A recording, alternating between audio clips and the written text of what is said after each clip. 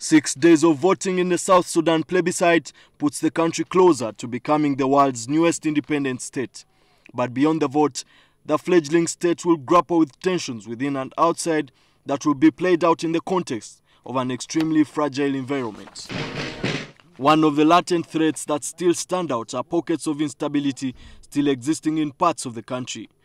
The South has fought its northern neighbors for decades, and as a result of the spoils of war, a new culture of warlordism has set in. Attacks in Unity State by renegade Gatluak Guy and another by David Yao Yao in Jonglei State against the SPLA shortly before the referendum has cast a shadow of instability. We believe that somebody must be supplying them with arms and ammunition, because I believe and I can swear that Southern Sudan has no factory of manufacturing guns and ammunition. So somebody is supplying them. It has been a complicated situation. You know, the difficulties of transforming a guerrilla army into a national army are never easy. Number two, of transforming an army that has had political elements and having these political elements adapt to a peaceful situation is a big challenge.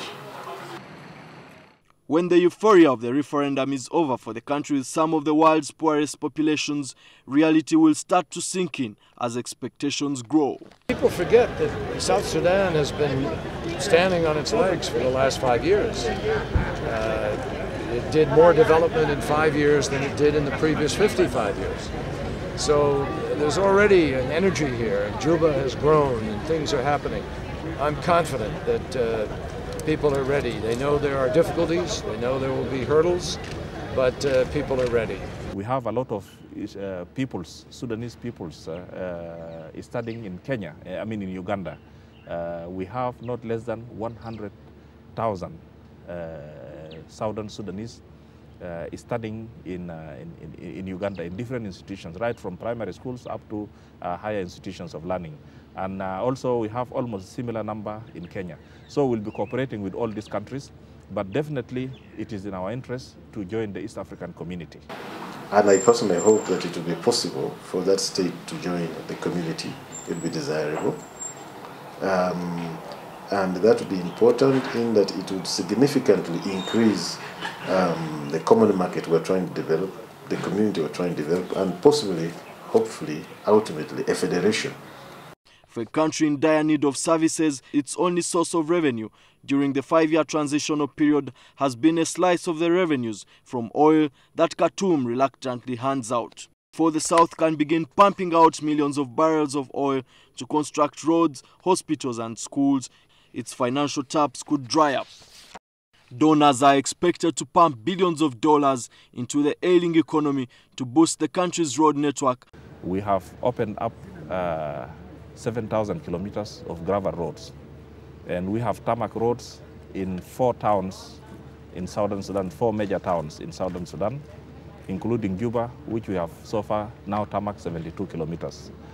The new state will not only grapple with domestic problems, but with the volatile geopolitics in the region. As a result of attempting to stave off attacks from Khartoum, the South has of recent been heavily armed by its international allies like the United States and Israel with tanks and attack helicopters. Will this likely trigger an arms race in the region? For instance, the questions of oil, the questions of sharing debt, the question of working out an agreement. You see, if Khartoum is going to lose revenues, drastically lose revenues that have been accruing to the exploitation of the soil, of course everybody will become jittery. That's why the 6-month period is important. All these things are on the table. They have talked about them. Some of them they've not reached agreement, maybe a lot of them. Now, if these are agreed, there is really no reason why you would fear a war. None at all. But if a war broke out, that would be terrible. The new Sudan will have to counter another potent threat of aggression from its nemesis, Khartoum. The Abyei oil fields and the Nuba Mountains cauldron presents a revolving crisis whose solution the South continues to grapple with.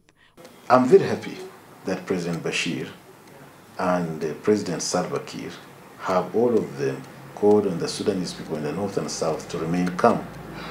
All of them have said the northerners in the south should not be harmed, and neither should the southerners in the north be harmed. During the war period that we've been in war, there was no war between the Mesiria and the Dinka Ngok.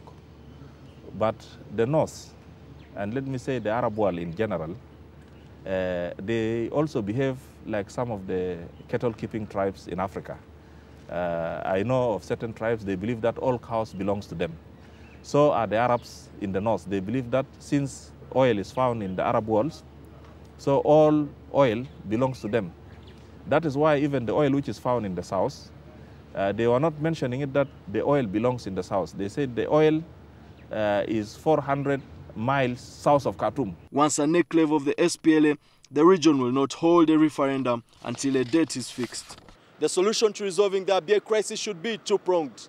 According to experts, on one front through diplomacy by using newfound allies like former US President Jimmy Carter and powerful Senator John Kerry to exert pressure on the Khartoum regime, and the military option to stop militia incursions into the Abyei region that lies at the parallels between the north and south divides.